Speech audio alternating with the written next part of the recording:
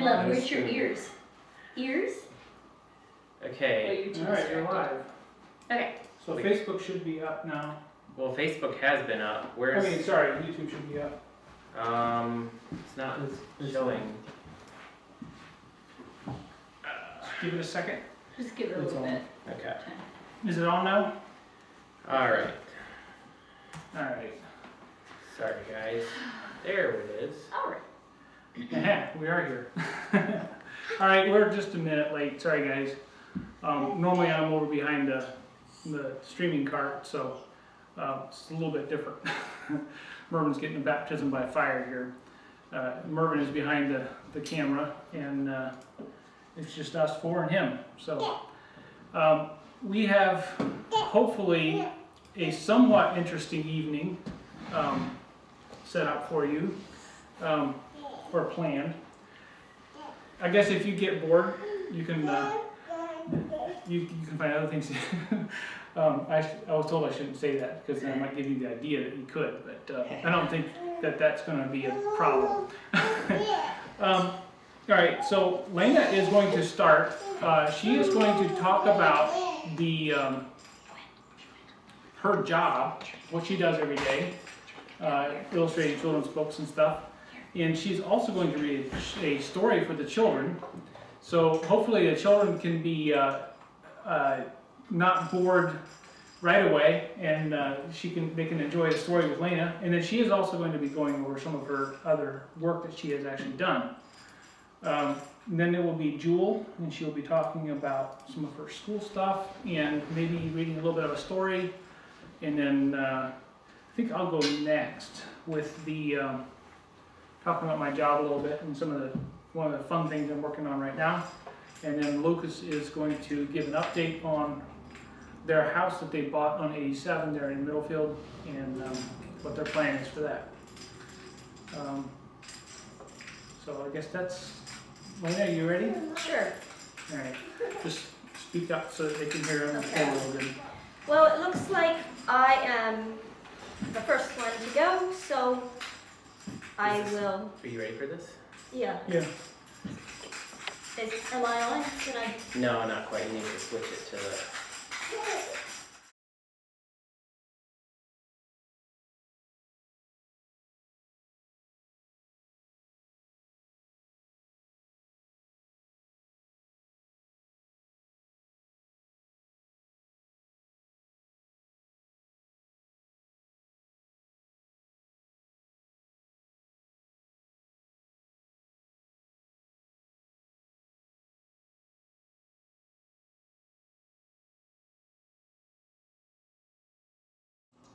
So that they can at least hear what we're doing.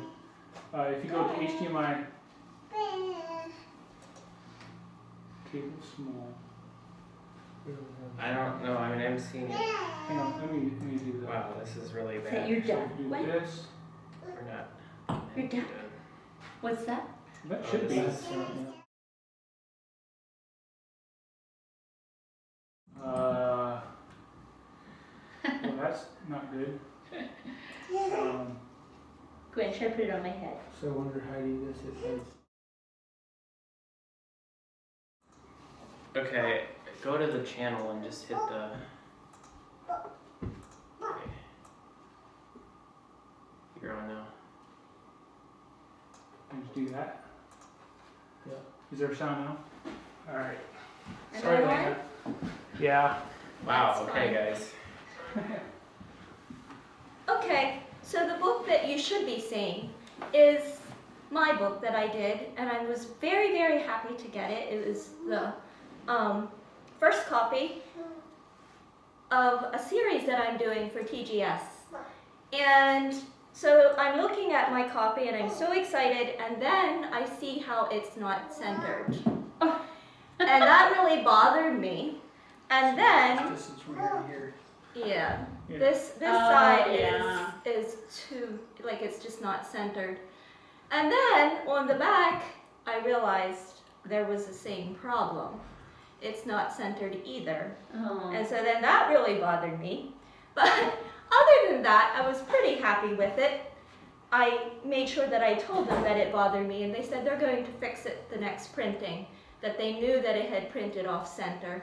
So, but I was pretty happy about it, and I like its size, I like its shape, and I think it's easily readable for a small child.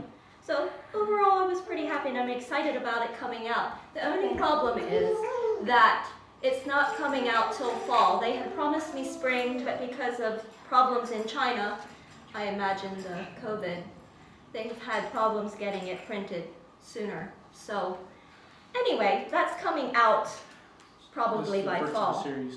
This is a kind of the first book in a series of little animal stories I'm doing for TGS.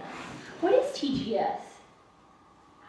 It's CAM's print Oh, okay. section. Okay, I was thinking that you were doing Yeah, this I with often CAM. call it CAM, but it's Yeah. actually technically TGS. Okay, what does And- TGS stand for? Huh. That's okay, don't worry That's about Don't it. ask me. Huh? I've looked into it and it's like, it's not, I don't know. It's Oh, really don't worry about horrible it. because I really don't know what it stands for. The They good don't really stuff. say. Sorry. Thank God it's Saturday. Yeah. So now I'm going to skip to actually reading a story, and this story is a story that I was raised with when I was a little girl, and I loved this story. It was one of my favorite ones, and I think it's a worthy read, so I'm going to read it. It's definitely for the, It has a copyright of 1969, so and it's been a while. it's probably out of print too, so. The thing I want you to do is, if you can see the pictures fairly Yeah, well, is to actually look at the pictures while I'm reading them. Oftentimes pictures are telling you extra things that the actual text doesn't tell you. So if you're really watching and looking, you can find details that are interesting. Also, just notice the style of art. I think it's fun, and it's something I really enjoy. It's been, yeah. Okay, I'll start reading. Mother, said Danny Drake, may I have a dog? Danny's mother looked at Danny. Danny Drake, she said, you asked me that last week, and what did I say? No, said Danny. You asked me that the week before, said his mother, and what did I say? No, said Danny. Danny's mother said no. I'm sorry, Danny. Our house is too small for a dog. But I have a good name for a dog, said Danny. I want to call him Bozo. No, Danny, said his mother, and Danny knew it was time to stop. Danny ran out to the park to play. He played in the park all morning with his friend Pete. They played they were pirates on a pirate ship. The little brook in the park was a great river. Up and down the river went the pirates in their ship. Danny saw the little frog first. He knew at once he wanted that frog for a pet. Pete helped him catch it. They found a box and put the frog in it. Then Danny carried the frog home. Oh boy, Danny said to the frog, am I glad I found you. Won't Mum be surprised? Mum was surprised. Danny held up the frog. Now I have a pet, he told his mother. Do you want to hold him? No thanks, said Danny's mother. I'm going to call my pet Bozo, Danny said. Bozo the frog. Please tell Bozo the frog to stay in your room, said Danny's mother. Danny kept Bozo the frog in his room and took good care of him. He made a nice home for him and gave him bits of meat to eat. What fun the frog was, and what a good jumper. First Danny put down one book, Bozo jumped right over it. Danny put down 2 books, then 3, and Bozo jumped over them all. One day, Bozo made one jump too many. The door to his house was open. Jump! Bozo was out of his house. Jump, jump! He was out of Danny's room. Jump, jump, jump! He was here and there all over the house. At last, Bozo found the best place of all. It was a place with water, so he jumped right in it. He was in the kitchen sink. The sink was full of dishes.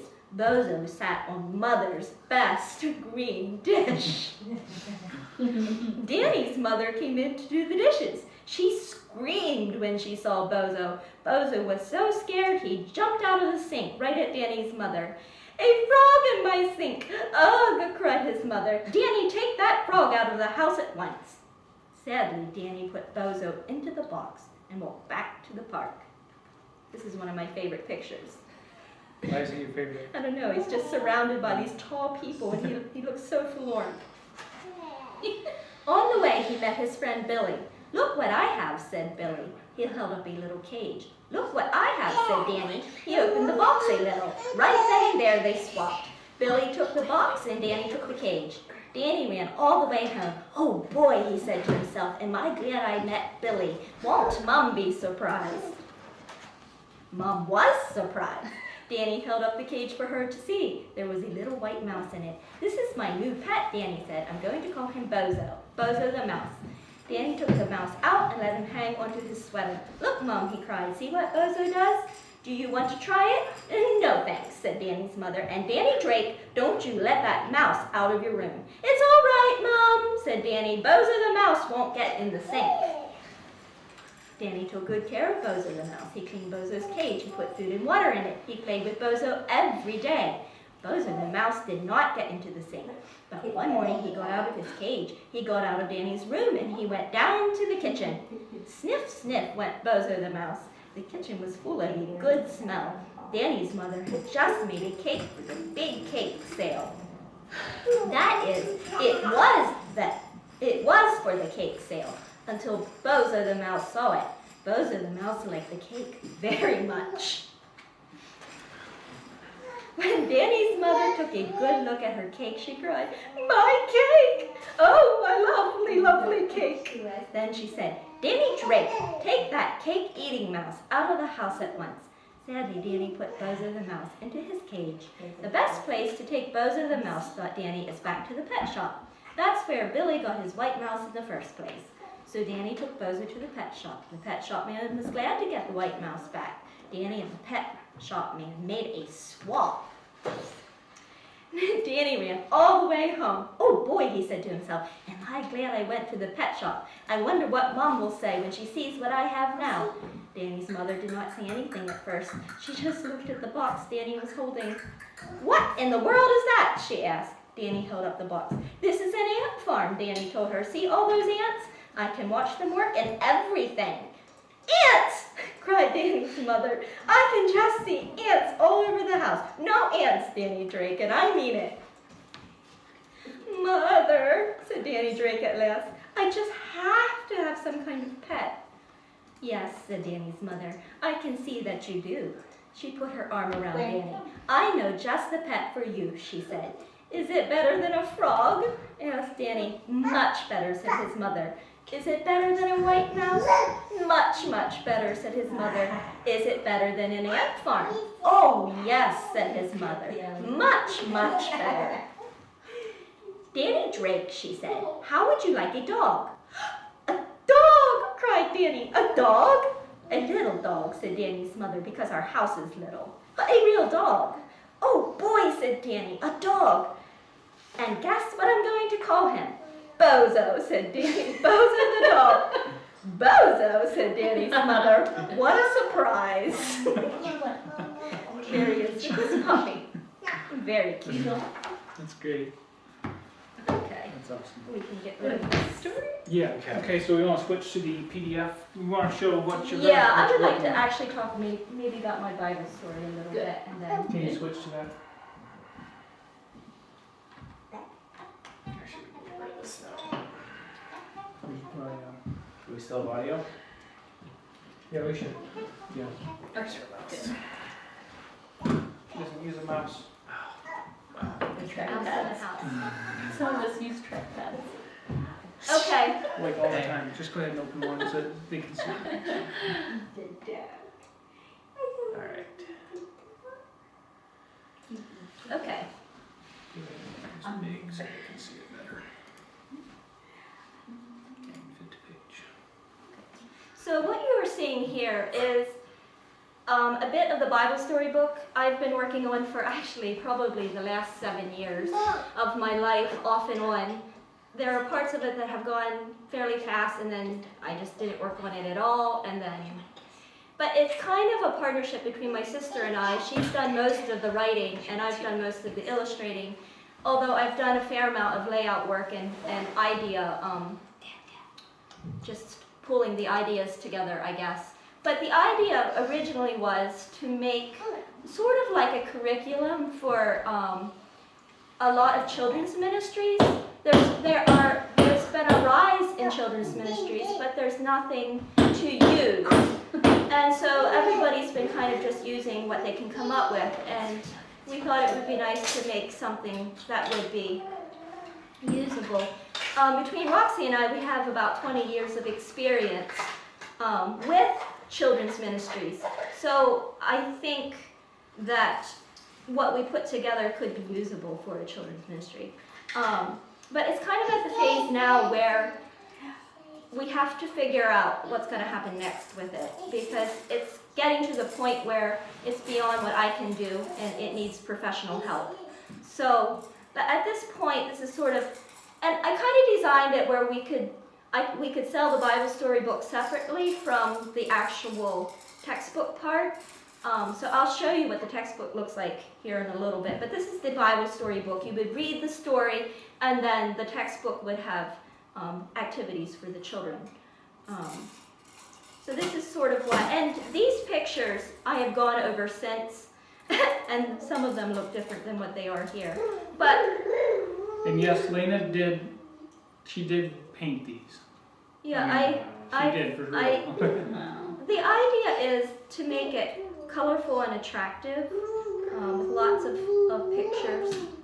And I can attest to it because when she did Job and his 3 friends, I was Job and all 3 of his friends in her setup pictures. Poor Glendon posed for me. Bless his heart. And this is just a minute amount of pictures, to be honest. We did the whole Bible, like not every Bible story, but we did pick most of the main Bible stories out. And kind of the idea is to make it, to ask questions of significance. Children ask questions of significance at 10 to 14, and it's designed for older children. So it's kind of designed for that. Okay, so that's the Bible storybook very quickly here. And then I just want to show you the textbook idea that we had a little bit. So then my idea is for the teacher, I would have a 2-page spread, and then for the child, that to go along with the lesson would be a picture, a summary of the story, and then an activity page, which could be copied off front back. And the whole teacher's curriculum would be put into like a ring binder or something, where you could take out the student's page and copy it off. Because in children's ministries, children are not predictable. Sometimes they show up, sometimes they don't. And so you need to be able to adjust the amount of work you need for the evening. So that's basically all I have for now. And we'll go on. Wants to see the lion and Charles wants to see the lion? Oops. I forget We have to. Yeah, just the lion with Samson. Oh, he wants to see the lion, Samson and the lion. Is that in there? Yeah, I have to go back to the. Okay. This is Samson. This was the lion and Samson. Charles, does that look scary? Whoa. It says 7 locks. Samson's 7 dreadlocks. Oh, Samson Lena tried very hard to be period accurate in actual. I did a fair amount of research, but of course, I'm not saying that it's totally accurate. But anyway, it was fun. Yeah. Okay, next. Jewel? Alright, does she need the laptop? Yeah, I think you were gonna read. Yeah, I was gonna read Okay. from the laptop. Alright. Okay. Gwen, hey, what if we would start with Gwen and we could Yeah. have a little fun thing with her looking at a book. Gwen, do you want to look at this book together? No. You don't want to look at this book? Gwen, do you want to see? They can hear her but not see her. You don't want to? Okay. You can go with Grandma, that's okay. You want to go bye-bye with You've Grandma? heard her no. No. She's a 2-year-old, so she's starting to do the no a lot. It's been harder and harder to take her to Martha's because she's just so much more verbal and interactive than she used to be. I mean, I guess she always was interactive, but it's easier now that she's starting to pick up words and so on. Anyway, so that's been a lot of fun.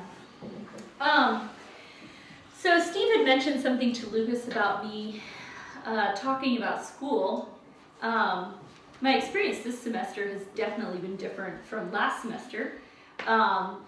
Both semesters I've had class 3 days a week, but in the middle of this semester, well, and when I say 3 days a week, I mean like not all day long, but like I would drive in, have a class, drive back is usually like half of the day. Anyway, but after spring break, we didn't have in-person classes because of COVID-19.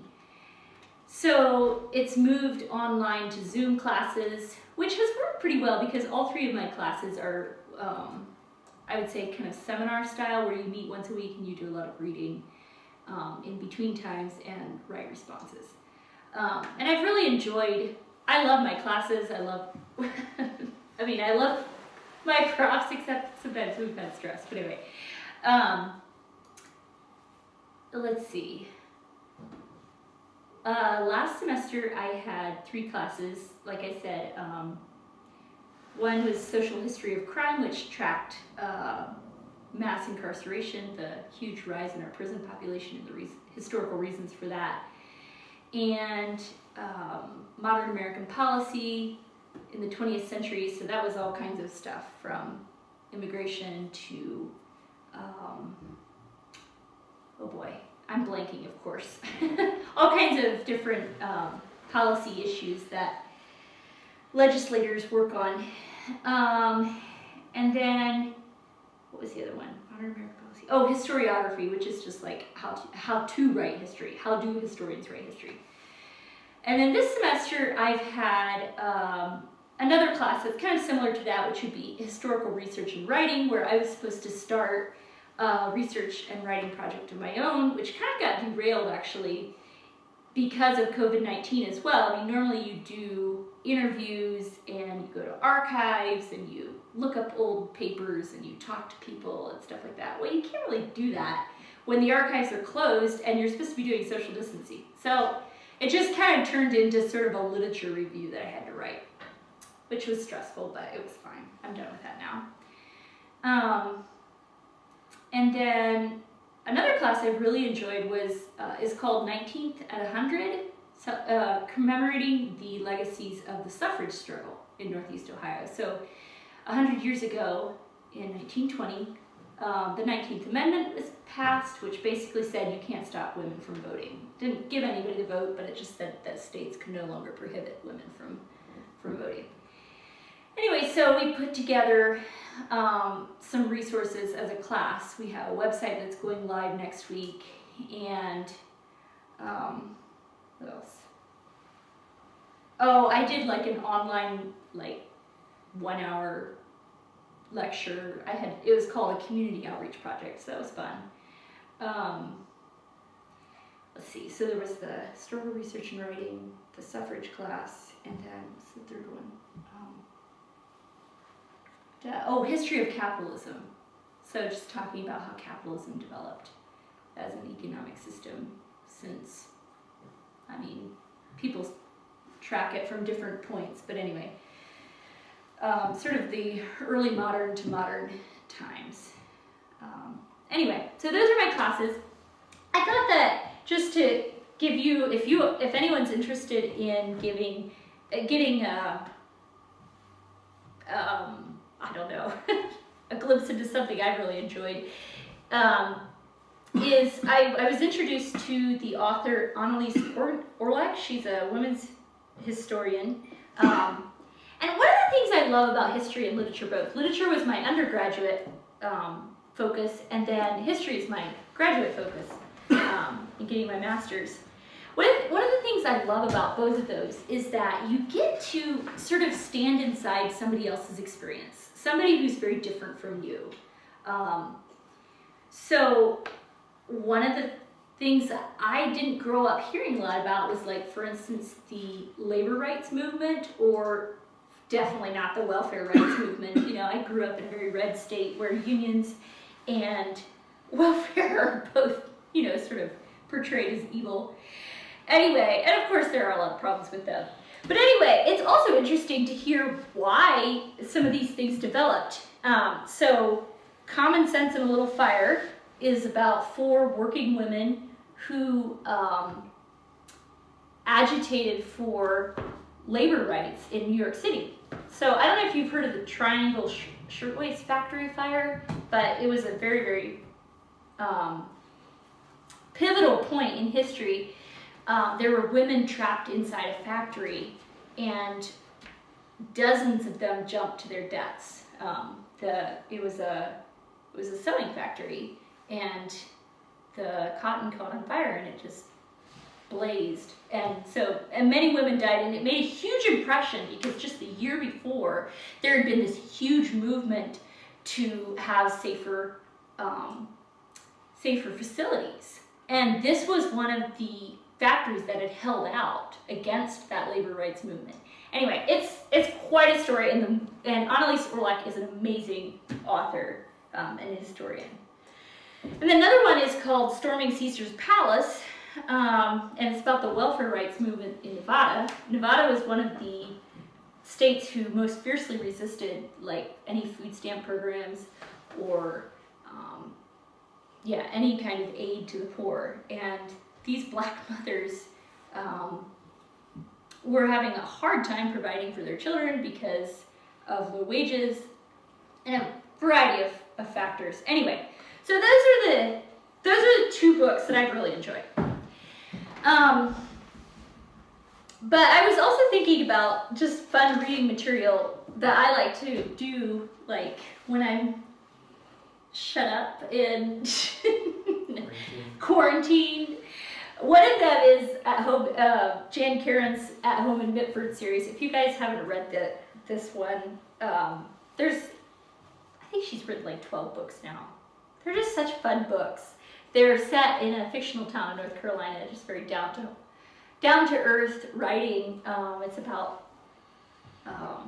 Father Tim is this Episcopal priest with like a truck-sized dog who only obeys him when he quotes scripture, and he takes in an orphan boy and falls in love with his neighbor and all kinds of craziness. But he's this really stolid, well, not stolid, I shouldn't say that. He's been stuck in his ways, and along come these very surprising events in people, and he changes as a result. It's a lot of fun. So that's At Home in Mitford, and I have all 12 of the books if you want to borrow them. And then another series that just never fails to send me just into gales of laughter is James Herriot. My guess is a lot of you are familiar with him, but if you're not, you really should be. And if you are, it certainly bears rereading. So I thought I'd read part of a chapter, and Lucas thought it would be a good idea to put the text on screen for when I start laughing, because it just inevitably happens. Okay, so James Herriot is a vet in Scotland, and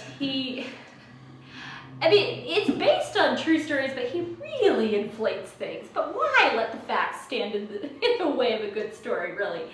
And All Creatures Great and Small is the first book in the series, and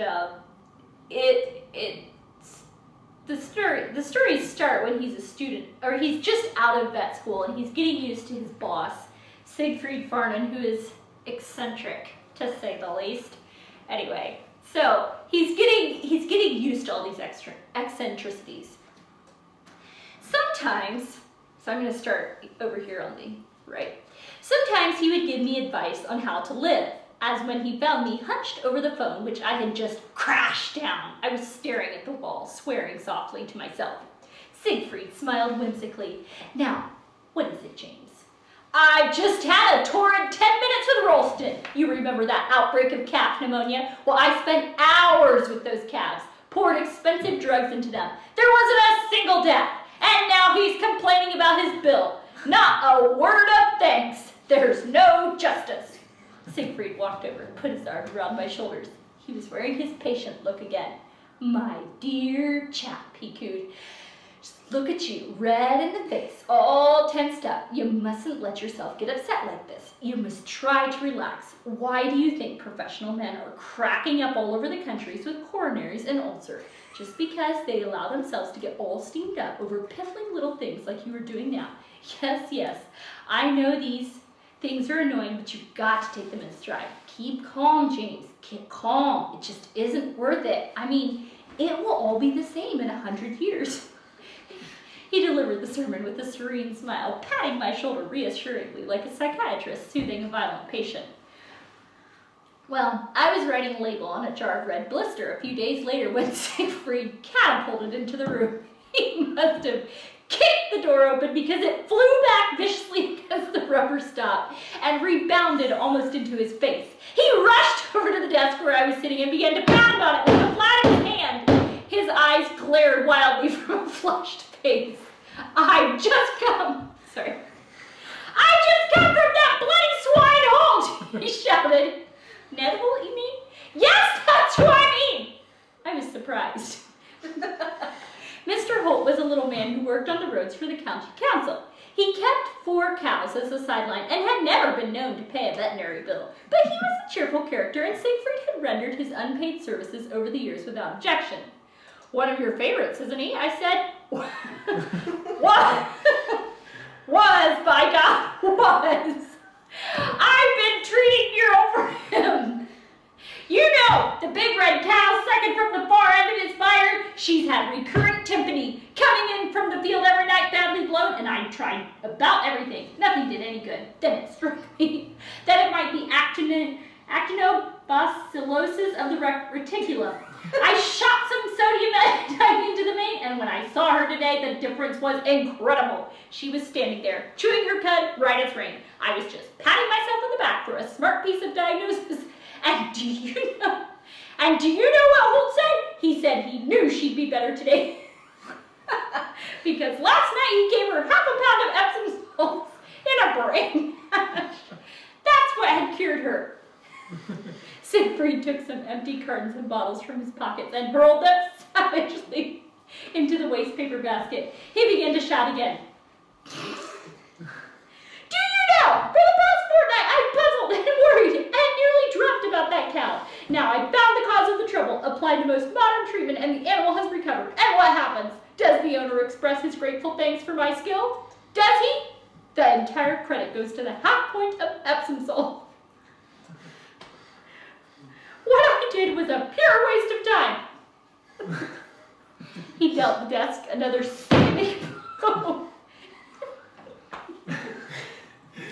But I frightened him, James, he said, his eyes staring.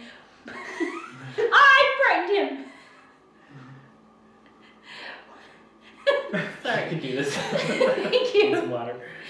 When he made that crack about the salts, I yelled out, "You bugger!" and made a grab for him. I think I would have strangled him, but he shot into the house and stayed there. I didn't see him again. Siegfried threw himself into a chair and began to churn his hair about. Epsom salts, he groaned. Oh God, it makes you despair. Oh, sorry guys, I keep reading the swear words. Anyway, I thought of telling him to relax and pointing out that it would all be the same in 100 years. But my employer still had an empty serum bottle dangling from one hand. I discarded the idea. Then there came the day when Siegfried decided to have my car reboard. It had been using a steady 2 pints of oil a day, and he hadn't thought this excessive. But when it got to half a gallon a day, he felt something ought to be done. What probably decided him was a farmer on market day saying he always knew when the young vet was coming because he could see the cloud of blue smoke miles away. When the tiny Austin came back from the garage, Siegfried fussed round it like an old hen. Come over here, James, he called. I want to talk to you. I saw he was looking patient again and braced myself. James, he said, pacing round the battered vehicle, whisking specks from the paintwork. You see this car? I nodded. Well, it has been reboarded, James. Reboarded at great expense, and that's what I want to talk to you about. You now have in your possession what amounts to a new car. With an effort, he unfastened the catch, and the bonnet creaked open in a shower of rust and dirt. He pointed down at the engine, black and oily, with unrelated pieces of flex and rubber tubing hanging around it like garlands. You have a piece of fine mechanism here, and I want you to treat it with respect. I've seen you belting along like a maniac, and it won't do. You've got to nurse this machine for the next 2,000 or 3,000 miles. 30 miles an hour is quite fast enough. I think it's a crime the way some people abuse a new engine. They should be locked up. So remember, Vlad, no flogging or I'll be down on you. He closed the bonnet with care, gave the cracked windshield a polish with the cuff of his coat, and left. These strong words made such an impression on me that I crawled around the visits all day, almost at a walking pace. The same night, I was getting ready for bed when Siegfried came in.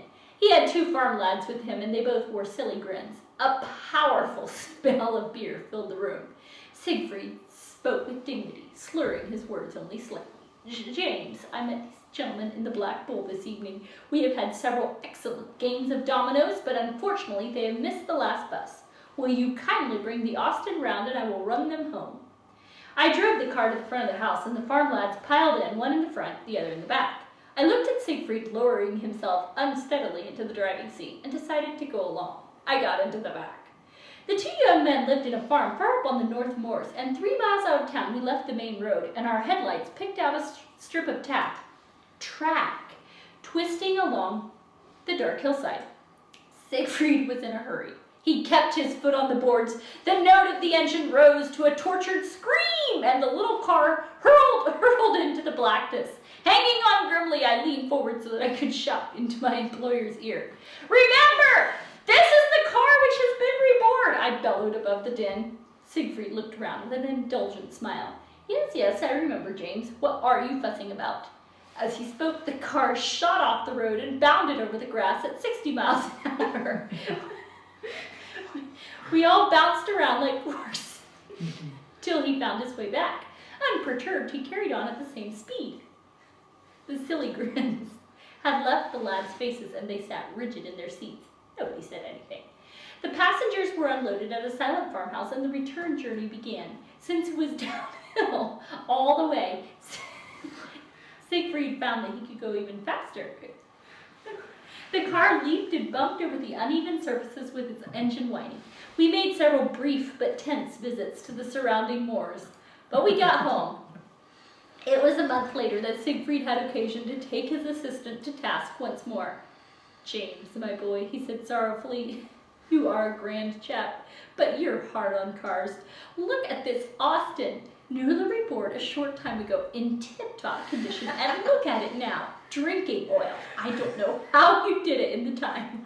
You're a real terror. Well, James heard it. Okay. You could never For win, sure. can you? I wanted to read the rest of the chapter, but there just wasn't time. Okay. Yeah. Very good. Oh, Okay, you so want the- Glendon now? Is it my turn? Yeah. Or, well, that's how you had said it. I could. Yeah, we can do that. Okay. I need the laptop. Okay.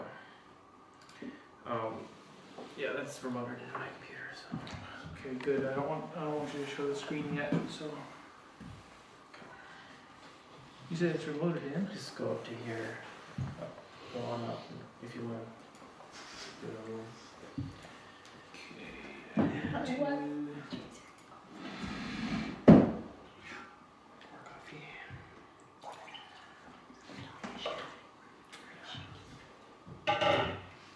All right, you're getting a smorgasbord tonight. We're 4 very different people, and we're we how would you say our talents are quite varied, and we thought that instead of boring you all with just the one household or the other, we're going to mix them all together, and Lucas and I work together anyway, so we're within each other's social distancing bubble, and so we thought we'd get away with it. All right, so let me see here. I want to find, hang on here just a little bit before you show that.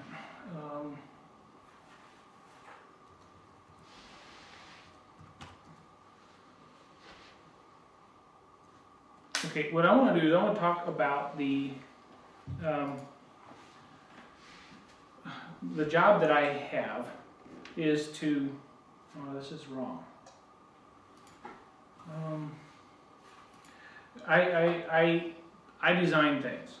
I normally design things for farm equipment, and for the shop and for, this is still, maybe this will work. Here we go. So one of the things that I enjoy, I just enjoy designing things. Okay, so one of the things that one of the problems I've had with my new iPhone is that it doesn't have a home button, and it does have so it doesn't have a home button, so I can't just leave it on my desk and punch the button like I had before. It has to be up looking at me so that it can unlock itself with the face unlock. So this is a problem that I have, right? So I design things. Well, I did talk my dad into letting me get a 3D printer so that I can make stuff. And so one of the projects that I thought I would do is fix this problem. So I made a phone holder. This is what you're seeing on the screen. I designed this in the CAD. These are all the features and stuff that but I designed this and I printed it and I made it. Okay. There's a few problems with it. It's not very stiff this way and whatever, but it does work. I mean, you put your phone in it and it holds the phone right up and you can look at it and it's unlocked. All I have to do is swipe up and there it is. I can read my messages and my problem's fixed. And the other thing it does is it holds it up high enough that I can actually plug my cord in and set it on the table and it works great. I can flip it sideways and it's also really steady, so I can poke the top of it and it doesn't flip over, and so this thing works great. But I thought, well, I didn't really like the looks of it, and it works great. I mean, it even holds bigger things like iPads, just fine. It's nice and steady and it works great. So, but then I decided I was going to try a different design and just kind of optimize it a little bit. So I made several more. These are a little bit of a different tweak. They still do the very same thing, but these have a little bit a wider area in the front here, so you can hang on to thicker things. When I gave this one to James to try, his phone case was too thick and it didn't catch on the front end of it. So I made the thumbs at the bottom stick out a little bit further. But it's still steady and it works great. Tried a few different little minor variations of that. And then so that works, but I still didn't like the way it looked. And so I made another one. I made one like this. Let's see here. I don't think I have the CAD model for this one anymore. No, in the meantime I did this one. This one here. It's a little bit different than what you're seeing on the screen, but this one is smaller and it fits on my small 3D printer, which by the way, I ended up with 2 of them. Thank you, Dad. And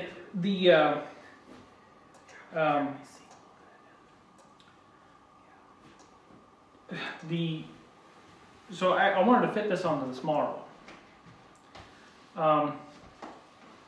I wanted to print 2 of them at once. So I made a compromise. If you look at the footprint from the length of if you look at how long it is in the back here versus the other one, it's just quite a bit shorter. So, but I learned really quickly that this does not work because it's pretty tippy. In fact, you can see it a lot more on the iPad. It's just really unsteady. Like this just does not work. So bad design. On to the next one. try this one. So when they turn red, that reminds me, I need to turn this printer on. I want to show you a 3D printer. I'm going to turn this on. And I'm actually going to start a print on a phone holder. It takes about 8 hours, so we won't make you watch that, but at least you'll get it. You'll see it start. It's going to take a little bit, so we're gonna start the thing printing a phone holder, and then hopefully by the time I'm done telling you about where I'm at now, you can actually see it get started. Let's give it a second while it boots. Alright, so we're going to print, storage, we'll print the phone holder, and we're going to print. Easy peasy. Actually, it is about that easy. So, while that warms up, I will tell you about this design. This design, I liked it okay. It's fine. There was a few things though. When it prints, it's printing from the top down onto the build plate. And if there's a shelf like this, it needs to have supports underneath it to hold it while it's hot. Well, one of the flaws about this design is that this also needed to be supported at the top here. And I didn't want to do that.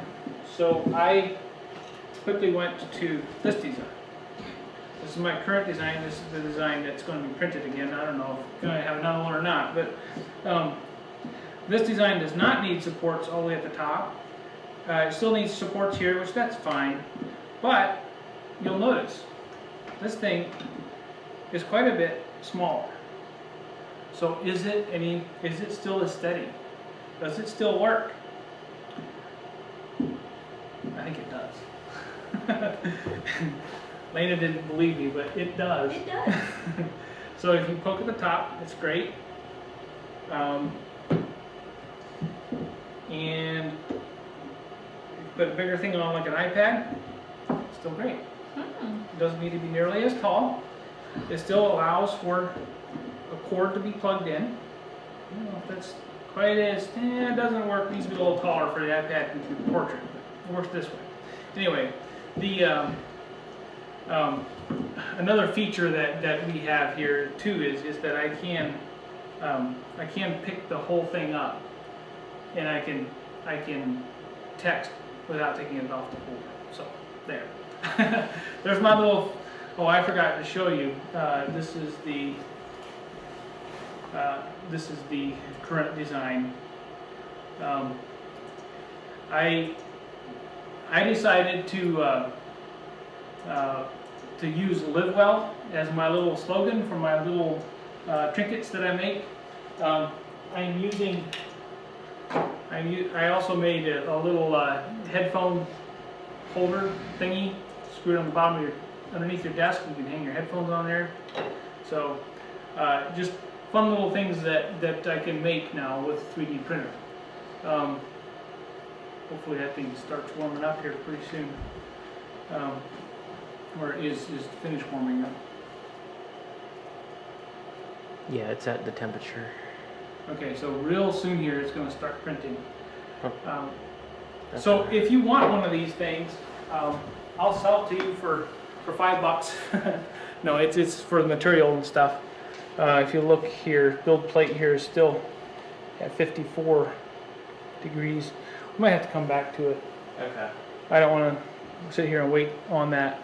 So once this reaches, once the build plate, that's down here.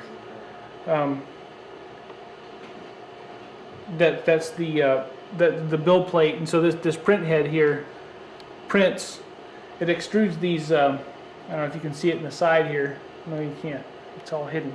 There's a plastic filament that comes through these tubes at the top, and then down in the print head here, there's these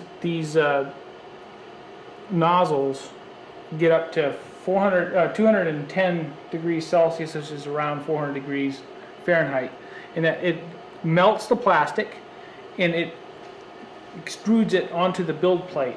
So the build plate is heated so that it sticks, so the plastic sticks to the bed, so that while it's printing, it stays still relative to the head. And then, yeah, so we got the temperature here, and we've got 4 hours and 36 minutes left on this print. So we'll come back to this when it actually starts printing and they can actually see. It's gonna be just, man, it's calibrating now. Well, It'll be, wait until I'm done. well, it'll be off of the first layer. You wanted to show the first Okay. layer. Yeah, well, Um, we could jump to it when it starts. Can we open the door? the door? And it's- Oh, yeah.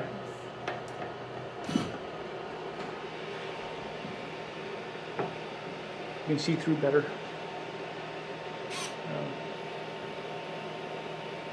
So it's actually purging and priming right now. Yeah, we'll just let it start.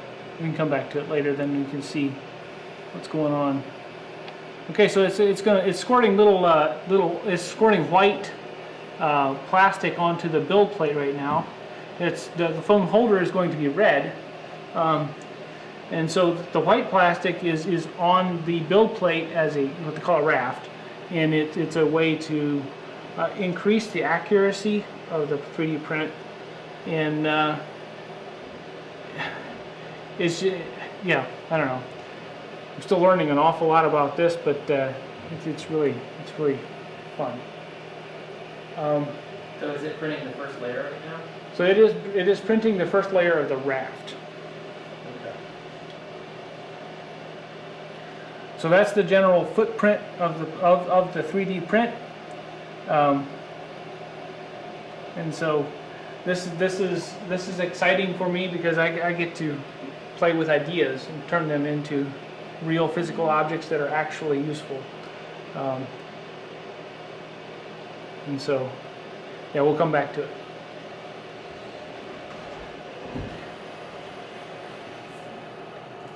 Okay. I'm gonna show.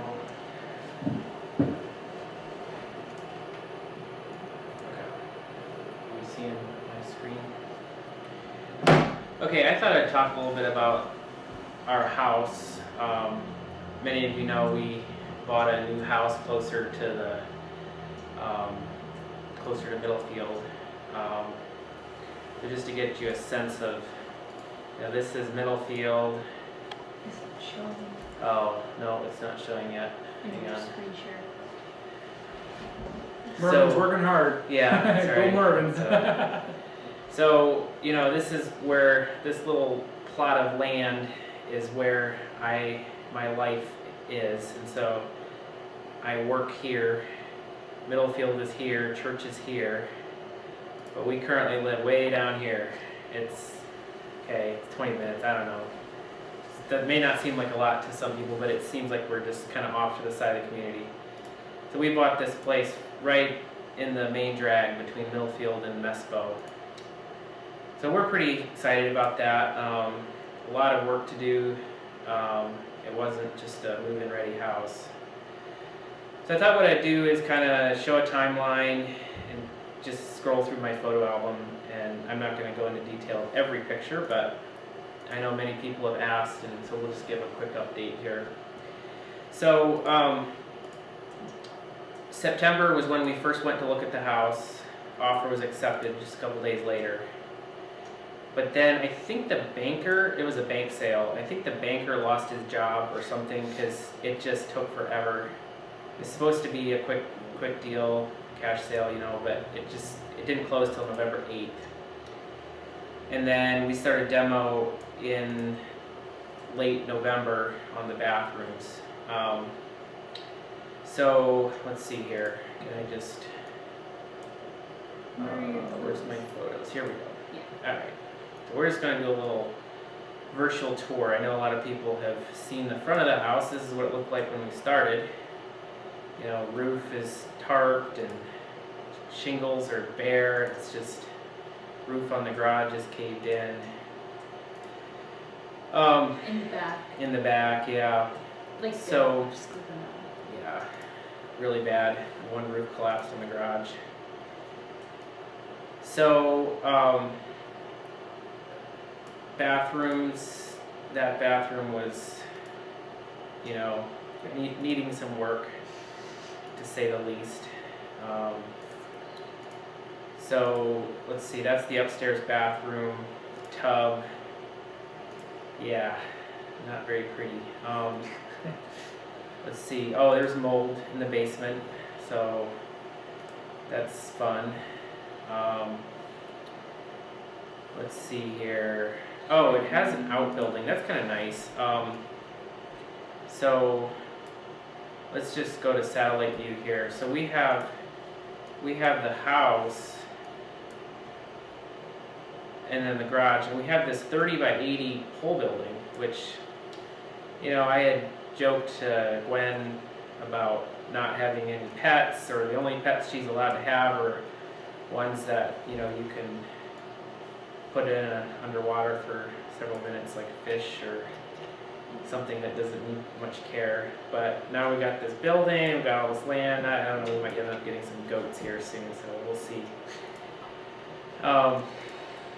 What's that? Yeah. Bravo. So that pole building is in pretty decent shape.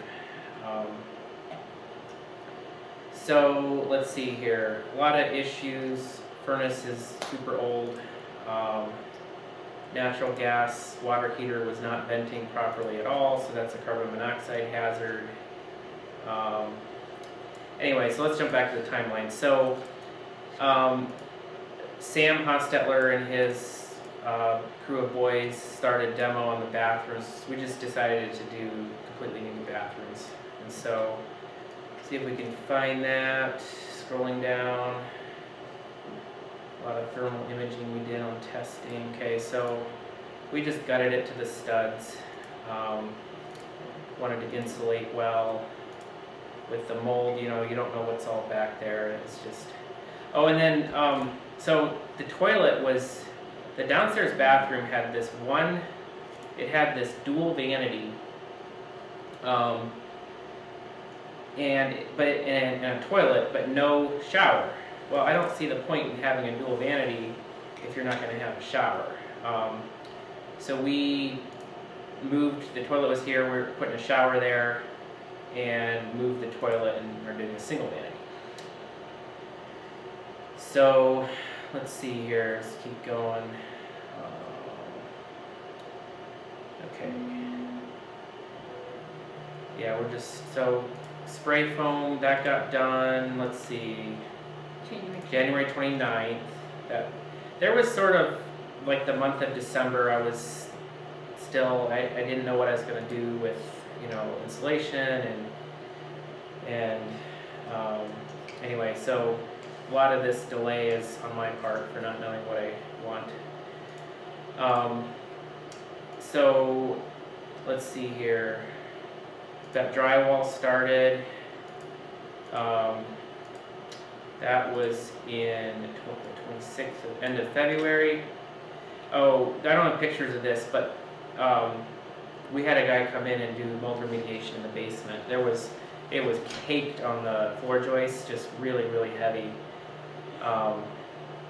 And we have a family in our church who's been dealing with health issues from mold, so I didn't want to cut any corners on that part.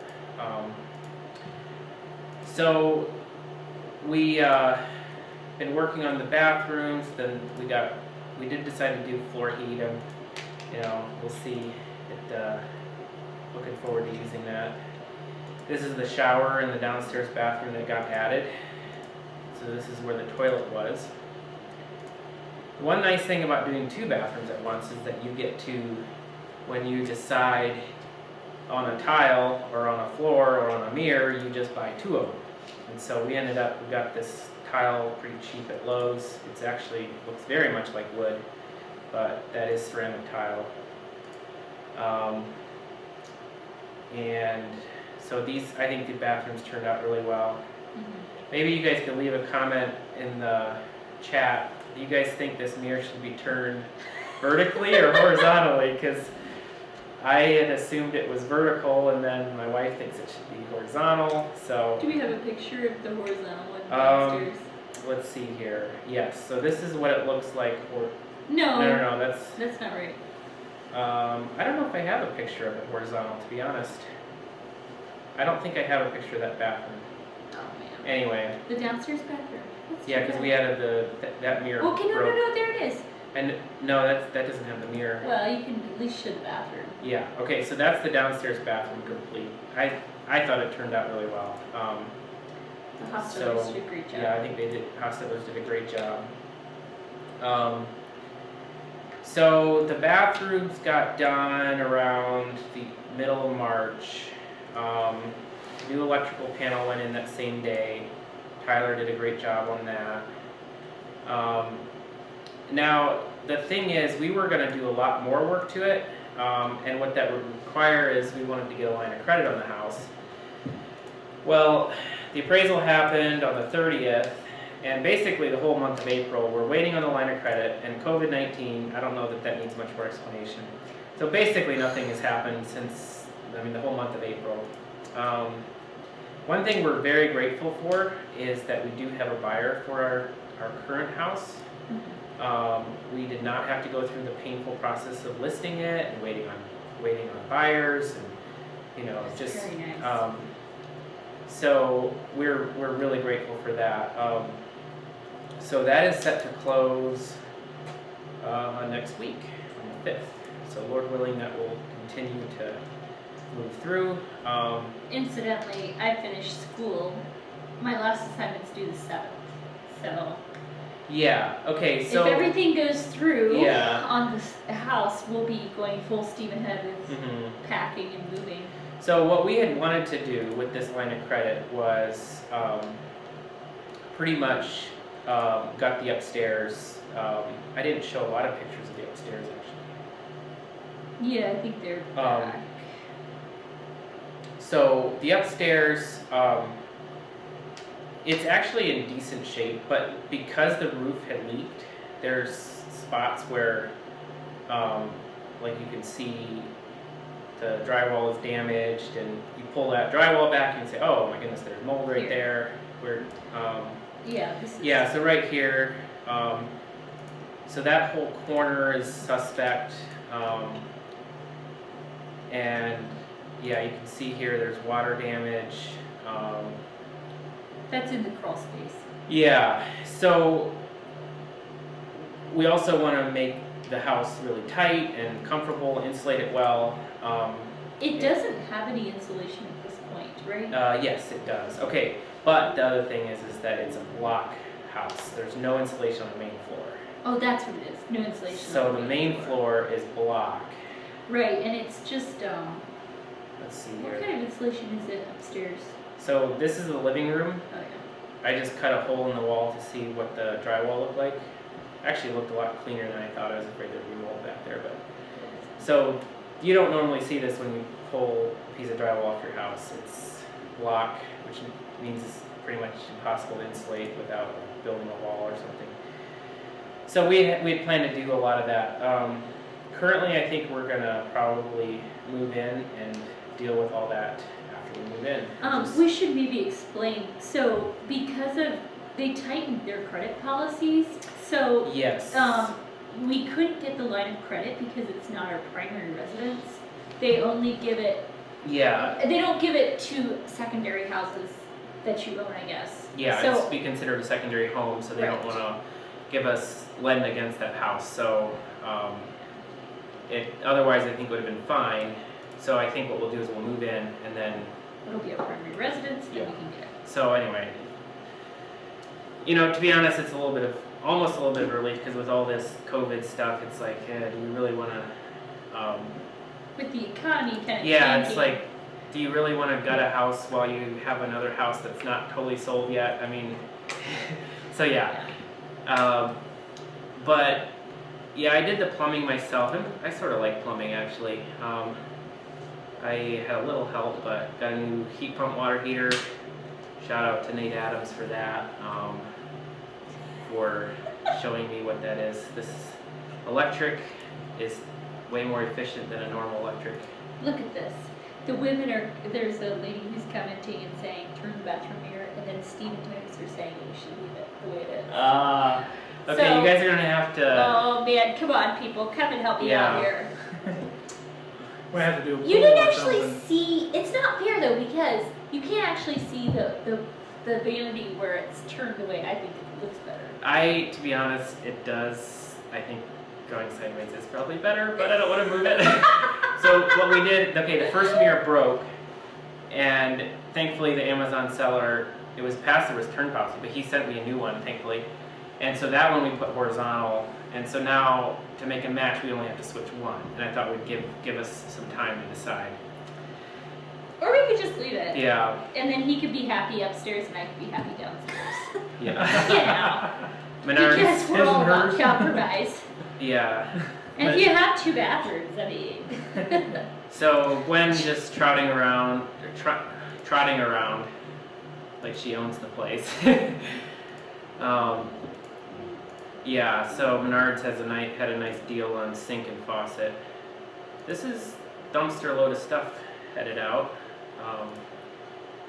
And then yeah, so basically, and then my neighbor, I'm really thankful to have a kind neighbor to the east. He mowed that side yard, which probably added $5,000 worth of value to the house because that side yard was majorly overgrown. I feel like it was just biodiversity in the Yeah. neighborhood. We were contributing to the you know, we're not gonna have monoculture, we're gonna have like And then natural also, grasses. okay, so this is another thing I'm excited about is, okay, we have this property. We don't have any woods. Our property goes to the woods here. This is the nice neighbor who's mowing the side yard for now. He has this long lane which goes back. He's got a pond back here. And Can you see the shelter? I don't know, there's a little shelter there. Like we could have picnics back there. And then these woods, technically are zoned industrial, but I'm not sure that anyone's gonna care if Gwen plays in the woods, so I don't know, we'll see. Can you show the pictures of the pond area? Oh yeah, so back to so that's what I was, so this is where we are, this is from that pond area. We took a walk back there and just very beautiful. We can have, he said we can have like picnics or Go on walks or something. bonfires, stuff like that back there. Yeah, so that's sort of the, I don't know, kind of, I think what's exciting about the house is that we're going to be able to have a guest room and yes. a lot more space for hosting. I don't know if there's any way we could show pictures of the living room and dining room, but Yeah, it's much, Steve much just easier. asked how many of the floors are hardwood. They're actually all hardwood except the kitchen. And the bathrooms. Well, the bathrooms are tile now, yeah. Yeah, Kitchen has a linoleum floor, which I don't think is even glued down, to be honest. it's really bad. We picked up new flooring. We're gonna paint the cupboards. So Yeah, we're going to at some point refinish the hardwood floors downstairs, but we compromise. I wanted to redo all the hardwood floors and Yes. move them because I think it's beautiful. They're original. They're really, really nice, and it's sort of a travesty to cover original wood like that. However, that's a lot of hardwood to redo. Either you pay a lot of money or you spend a lot of time. So we compromised again, and we're going to be putting carpet on the stairs and the bedrooms and the hallway, which I think honestly is probably a better idea anyway. Yeah, so I grew up with carpeting So there's the upstairs. This is the upstairs that's now. Gwen's room. Yeah, so we're gonna make this Gwen's room. You know, she gets the bigger room that way. If there's more daughters eventually, then they can all fit in one. Oh, cedar closets. That was nice. Yeah. So little nice treat. Those came with the house. One thing we're doing. Oh yeah. Should show So a that. little unconventional, but since we're sleeping our bedroom. upstairs, there's no great place for the laundry on the main floor, so we are going to put a washer and dryer right in our bedroom. So, It's gonna be so handy. We Lena, can would you like that? No. just throw our We're all different. dirty clothes in the washer, find and a when it's picture. full, just hit start. Yeah, so I'm trying to find a picture of it. I don't know if I have a picture of the hookup, the laundry hookup, but yeah, it's a little unconventional. We're gonna do a condensing dryer, so it doesn't need a vent. It basically dehumidifies the air and cycles it and just dehumidifies it. So that, anyway, we'll see. It might keep us up at night, but we're, you know, We'll get used what to I'm it. thinking is we'll use it as a hamper, and then once it's full, just hit start. So I mean, the thing is, we've had a refrigerator on top of our kitchen counter for the last how many years, and we've adapted just fine. And in fact, our buyers like it, so they want us to leave it there. yeah, when we So maybe we'll convert the rest of you guys too. I mean, Lane is a hater right now, but just wait till we see this. Yeah. I might change our my other mind. kitchen is too small to add. We wanted a dishwasher really badly, but we didn't have space for that in a fridge, so we just put in the dishwasher and set the fridge on top of the dishwasher, a little apartment-sized fridge. Mervyn built the counter over the dishwasher. Yes, and so then what that does is it keeps your food fresher because there's not enough space for stuff to get buried in the back. Because we have such a little fridge. I don't know how this works out. So we But never spoil It is great to have your food at eye level. However, it's not great during pregnancy because you Yes. smell everything. Every time I would open the fridge door, the smells would just hit me. But that's only been like 2 months out of the last how many years, so you know, what can you say? Yeah. Well, any questions? Floors? Anything from Facebook, Mervyn? Oh yeah. We've been monitoring YouTube, but not Facebook so much. I don't think there is. Not really. Yeah. Okay. Well,